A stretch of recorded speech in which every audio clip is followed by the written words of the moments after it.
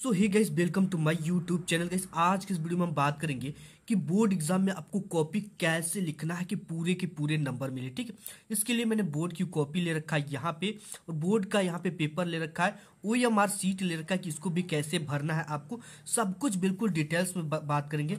इसके साथ ही साथ पहले कुछ 3 टिप्स पे हम बात कर लेते हैं। ठीक है, अब आपसे एक ही सवाल है कि एक ही प्रश्न को 2 छात्र हल करते हैं। ठीक है, नंबर अलग अलग क्यों मिलता है, इसका कारण आप समझ जाओ। आपने कभी विचार किया कि मैंने भी क्वेश्चन के पूरे पेपर को सॉल्व किया और जो टॉपर है वो भी सॉल्व किया, लेकिन टॉपर को पूरा का पूरा 70 मार्क्स कैसे मिल गया और जो आप हो आपको 55 मार्क्स कैसे मिला। ठीक है, कभी आपने विचार किया आखिर वो लिखने की ट्रिक क्या है और वो कैसे लिखता है, उसमें कुछ खास क्या है और अलग क्या है जिससे कि उसे मार्क्स पूरा का पूरा मिल जाता है। ठीक है, तो देखो, अगर कोई भी क्वेश्चन 10 मार्क्स का है, ठीक है, तो अगर एक छात्र टॉपर छात्र सॉल्व करता है तो उससे कितना मिल जाता है, 10 का 10 पूरा मार्क्स मिल जाता है। और एक नॉर्मल स्टूडेंट जब सॉल्व करता है तो उसी क्वेश्चन का उसे 5 से 4.5 नंबर मिलता है। ठीक है, तो ये उसे 5 मार्क्स क्यों मिलता है, वो कौन सी गलती बोर्ड एग्जाम की कॉपी में करता है और कैसे ये कॉपी लिखता है कि इसे पूरा का पूरा मार्क्स मिलता है, ये वीडियो में हम आज के देखेंगे। ठीक है, तो इसके लिए थोड़ी सी एक और टिप्स है कि बोर्ड एग्जाम में कॉपी कैसे लिखे, आपको संदर्भ प्रसंग व्याख्या टॉपर की तरह कैसे लिखना है, जीवन परिचय निबंध प्रश्न के उत्तर कैसे लिखना है। ठीक है, मान लेते हैं कि किसी भी क्वेश्चन का आंसर न पता हो तो उसका आंसर अपने से कैसे लिखना है जिसपे पूरा का पूरा मार्क्स मिले, और हैंड राइटिंग अच्छी नहीं है तो कैसे लिखे, कौन सा ट्रिक लगाए। अगर आप ये पूरी का पूरी वीडियो देख लेते तो आपका बोर्ड एग्जाम की कॉपी में एक भी नंबर मैं कटने नहीं दूंगा और ना ही कटेगा आपका। ठीक है, ऐसे लिख कर आना 95% मार्क्स आपको 101% मैं गारंटी कहता हूं कि मिलेगा। केवल आप बोर्ड एग्जाम में ऐसे कॉपी लिख कर आ जाना। ठीक है, ये गारंटी है कि अगर ये वीडियो देखते हो तो 101% आपको पूरा नंबर मिलेगा। ठीक है, पूरा नंबर मिलेगा।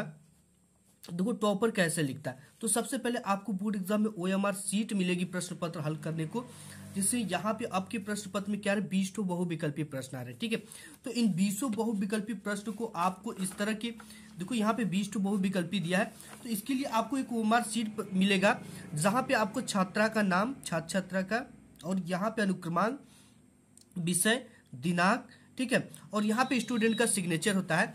जैसे यहाँ पे पहला क्वेश्चन सही, ठीक, इसमें का ये सही, रंगभूमि मुंशी प्रेमचंद का उपन्यास यानी पहले का ग, तो आपको इसमें जाना है और यहाँ पे देखना है कि पहले का कौन सा आंसर सही होना। अगर ग सही हो रहा है तो आपको सी वाले ऑप्शन को क्या करना है, इस तरह से, मतलब कि इससे गोले से बाहर पेन नहीं निकलना चाहिए और ये एक बाल पॉइंट पेन होना चाहिए। ठीक है, तो इस तरह से आपको 20 इसमें भर देना है, यहाँ पे 20 तक दिया रहेगा।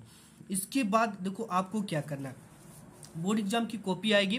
अब देखो, बोर्ड एग्जाम की कॉपी में यहाँ पे लिखा होता है कि परीक्षार्थी सभी प्रविष्टियां शुद्ध एवं स्पष्ट रूप से स्वयं भरे। ये चीजें आपको स्वयं भरना है।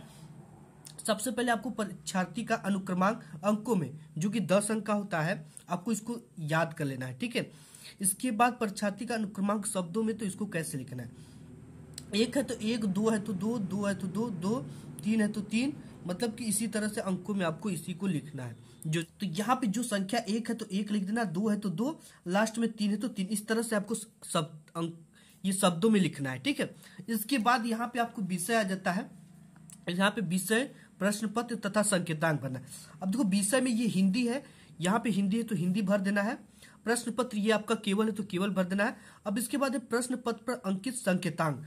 ठीक है, तो जैसे यहाँ पे 802 AC है तो यहाँ पर 802 AC इस तरह से आपको भर देना, सिंपली आपने भर दिया। ठीक है, अब परीक्षा का दिन सोमवार है तो सोमवार भर देना है। परीक्षा की तिथि पाली 24/2/2023 प्रथम पाली, तो इस तरह से भर देना है।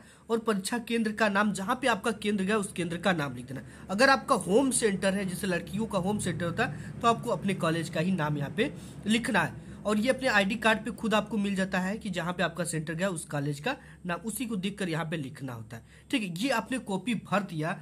कॉपी भरने के बाद यहाँ पे आप देखोगे, ये जैसे ही 20 बहुविकल्पी प्रश्न समाप्त होते हैं तो आपके सामने यहाँ पे आ जाता है कि निम्नलिखित गद्यांश पर आधारित 3 प्रश्नों का उत्तर दीजिए, जिसके लिए 3 × 2 = 6 मार्क्स आपको मिलेंगे।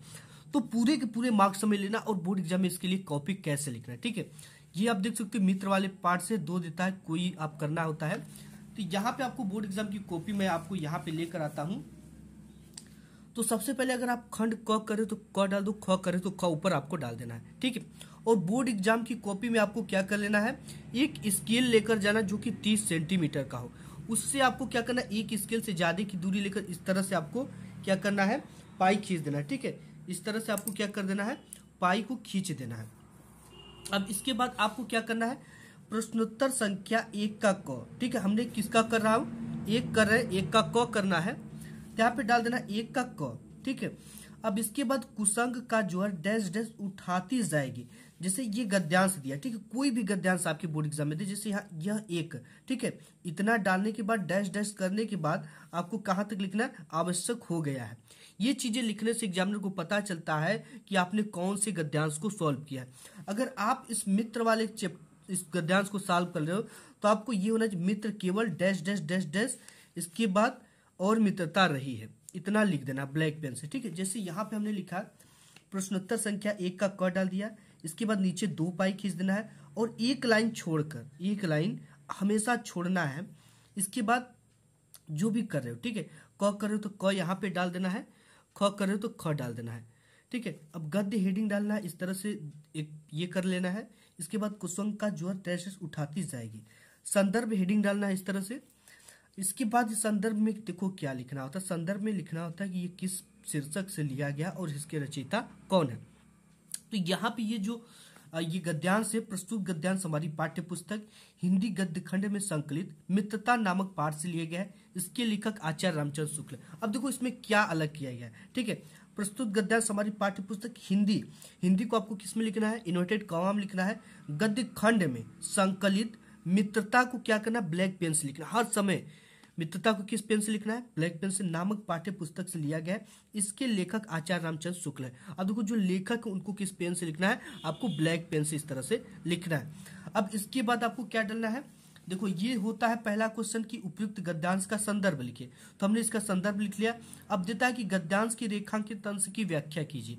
अब देखो रेखांकित अंश की व्याख्या आपको क्या करना है, हेडिंग को डाल देना है, ठीक है। जैसे यहाँ पे हमने हेडिंग डाल दिया रेखांकित अंश की व्याख्या। अब इसका क्या करना है, प्रस्तुत इस तरह से। अब हाइलाइटर लिए हो तो हाइलाइटर का यूज कर सकते हो, ठीक है। तो ये जो हाइलाइटर होता है इसका यूज इसी जगह पे किया जाता है कि आप इस तरह से ब्लैक पेन से हेडिंग डालिए, उसके बाद इस हाइलाइटर को इस तरह से आप चला दिए, ठीक है।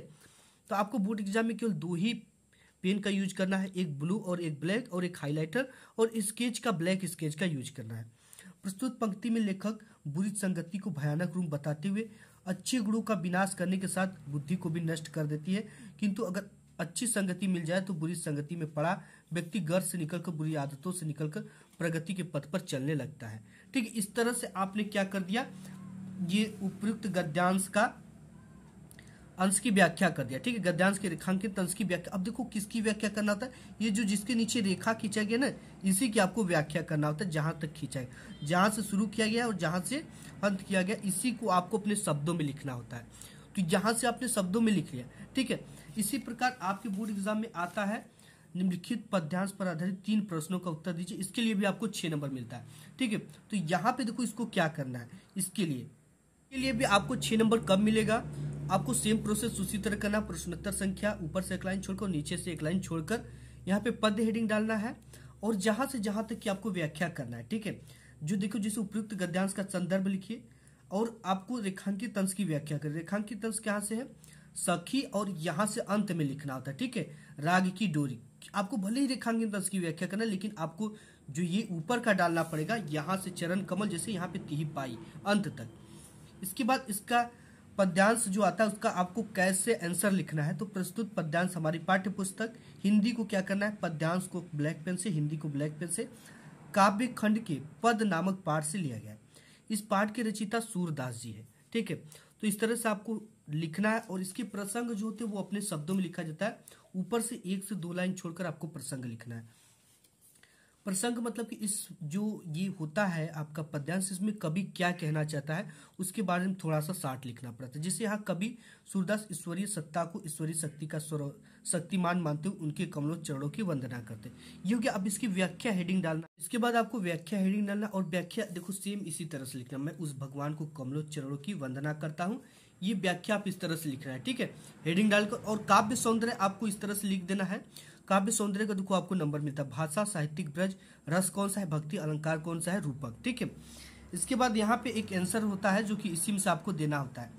ये चीजें हो गई। ठीक है, इसके बाद आपके बोर्ड एग्जाम में आता है जस्ट बाद आपको संस्कृत गद्यांश में किसी एक का संदर्भ सहित हिंदी में अनुवाद कीजिए। ये चीजें तो सेम बिल्कुल होगी।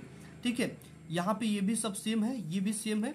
इसके बाद आपको जीवन परिचय लिखने के लिए आता है। ठीक है, यहाँ पे जैसे जीवन परिचय दे देगा जो कि 3 + 2 = 5 नंबर का पूरा नंबर लेने के लिए कैसे लिखना है, यहाँ पे आचार्य रामचंद्र शुक्ल, जयशंकर प्रसाद, डॉक्टर राजेंद्र प्रसाद। ठीक है, तो यहाँ पे हम जयशंकर प्रसाद का जीवन परिचय, यहाँ पे हमें जयशंकर प्रसाद का जीवन परिचय देखना है। तो सबसे पहले आपको किस तरह से लिखना है। ठीक है, तो यहाँ पे प्रश्नोत्तर संख्या डाल देना है, 6 का क है तो जयशंकर प्रसाद जिनका आप लिख रहे हो इस तरह से उनका हेडिंग डालना है और जीवन परिचय इस तरह से लिखना है। ठीक है, बिल्कुल आपको जीवन परिचय में 2 ही 3 चीजों को ध्यान देना है। सबसे पहले आप यहाँ पे एक बॉक्स बना लेना जिसमें नाम, जन्म स्थान, पिता का नाम, रचनाएं, मृत्यु। और अगर ये नहीं बनाते हो तो आप अगर जन्म लिखते हो तो इसे ब्लैक पेन से लिखना है और यहाँ पे इनके माता पिता का नाम, इनके जन्म स्थान का नाम और इनकी जो कुछ प्रमुख योगदान होती है, जैसे इन्होंने हिंदी, संस्कृत, उर्दू, फारसी का गहन अध्ययन किया, इसको क्या करना है, ब्लैक पेन से लिखना है।